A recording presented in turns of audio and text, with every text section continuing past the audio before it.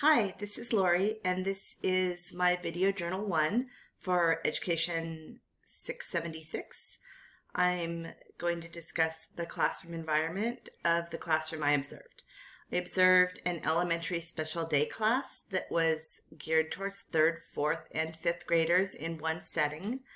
The students were a mixture of mild to moderate disabilities, including about a third of them who had autism.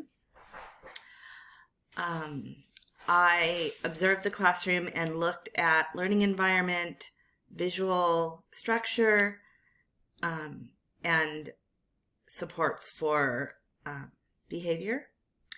And I noticed some interesting things. So the prompt is, what did I observe relative to the criteria of the form? And what aspects of the classroom were appealing to me and which ones were not, and what was my overall impression of the classroom learning environment. So overall, the classroom and learning environment was really on task.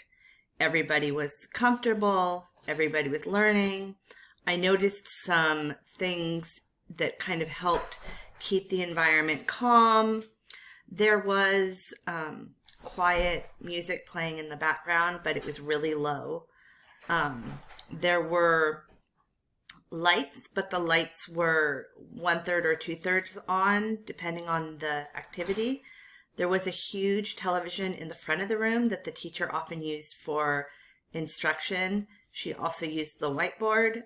She used the TV mostly to instruct from her laptop. In looking at evaluating the learning environment, I found real strength in every area under the first 3 learning environments. The students were able to be seen in every area. The areas were divided into defined learning spaces, as research says works for kids with autism. I thought this was a real program strength. There was a library area, a tech area, 2 small group work areas, an area on the carpet with spaces marked for students to have seating, and then there were 3 large tables where students sat for independent work. All the students had both individual storage space and some group items available. Everything was clearly labeled. The cubbies were enclosed and had each student's name on them. The students in this class were able to recognize their name, so there was not further picture support for that. Inside each cubby was their keyboard, all their learning books and materials, and any private art supplies. The teacher chose to give each student labeled art supplies to be stored in cubbies because they tended to be disappearing as group supplies. Oh my gosh, my dog is trying to get in. I'm so sorry. There was a visual schedule up on the board that had both words and pictures and a time, and then also a big visual timer on the board that counted down color with a color. I saw students refer to both of those throughout the observation fairly regularly. There were about 4 students that had individualized schedules on their desks that had matching pics to the pictures on the large visual schedule, and then students would take the pics Velcroed from assigned to finished. Oh my gosh. And then each table had a color assigned to it, and there were shared table supplies such as pencils, pens, glue sticks, dictionaries, things that students could share collaboratively. The teacher did note that the scissors and the rulers were kept at the teacher's desk to be checked out when needed for safety concerns, because sometimes there were a few students in the class that got angry and threw things. And so we just for safety reasons, those were not available as a community. I stood throughout the classroom, and the only area that wasn't able to be seen from every direction was the tech area. It was kind of tucked in a corner behind the tech charging cart. It was able to be viewed from the front of the classroom, which is where the teacher did most instruction. But if there were no staff members in the front of the classroom, then it wasn't able to be seen from the back. In the time I observed, though, staff members moved around, and the front of the classroom was always had a person there if there were students in the tech area.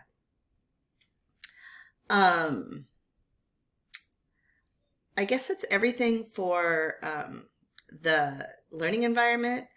Then we looked at, then the Lit Reading Scale looked at structure and schedule. I already mentioned there was a visual schedule, both whole class and individual. That was a real strength. In this one, element for 5, I said there was some work to do, because what I noticed was there were a lot of things in place. There was a visual timer with countdown. There were prompts for expected and unexpected behavior with transitions to things like the library or lining up to go out to recess. However, where there was some struggle were if it was an unexpected visitor or unexpected event. In a fire drill, if it's expected, we preload kids and give them headphones for the loudness of the noise. But because the classroom is such a kind of a warm and welcoming environment, there were a couple times where kids from other classrooms tried to elope into the classroom. So that was sometimes distracting for the students in the classroom, because unexpected guests would pop in. And also, this wasn't as an option, but the school has walkie-talkies that everybody has to communicate, and all the staff are expected to have the walkie-talkie on them and at a volume where they can hear it. It's one of the things teachers use to request behavior support or to find anybody. And so throughout the teaching, occasionally you would just hear from the walkies, behavior support needed to this room or that room. And so it just was a little bit distracting for some kids to have that noise. Even though it was not really loud, it was still there. As far as positive learning climate, this was a definite strength. 2 areas were a real strength, and 1 area was consistently in place, but have work to do. The part that had work to do wasn't that the environment or the climate wasn't positive. It was that there were not enough staff members in place in order to help remain with students after they were redirected to task. The classroom has 14 students. 1 student has an assigned one-on-one aide, and the other aide is to assist the remaining 13 students. So there are a lot of students in this classroom where distractibility is an issue. And while they were consistently redirected to task, there wasn't always someone to just sit with them to make sure that they stayed on task for an extended period of time. The other thing that I would change is that the way the classroom is set up, students didn't have individual separated desks. There were 3 large tables. So while they had lots of space to work, probably more so than if they had an individual student desk, there was still someone right at their elbow. So, and sitting across from them. So if you're a distractible student, that sometimes could be an issue for getting independent work done. It was nice to have when you were doing partner work, but from a standpoint of individual work with a distractible student, I think separate student desks would work better. Those weren't available at the time of classroom setup. There's a lot of positive environment supports built into the classroom for students, both as a whole group and as individuals.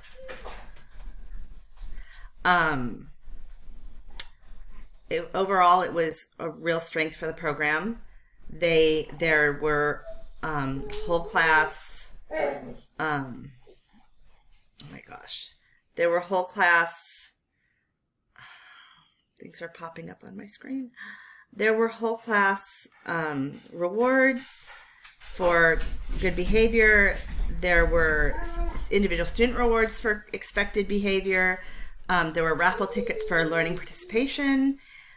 There are school-wide tickets for positive behavior support behaviors that were recognized, and also for individual students that were working on specific goals, they had star charts. I guess that's it. Overall, I would emulate very many things about this classroom. Oddly enough, the classroom is mine, so I think it's great. But there were a few things that I would like to change if I could. One is increased staffing, which sadly I don't have control over. And the other one would be individual workspace for students, which I don't have control over right now, but hopefully I will in the future. That's it. Thanks for letting me share. Hope this answered all the questions. Bye. How do I stop sharing? Oh.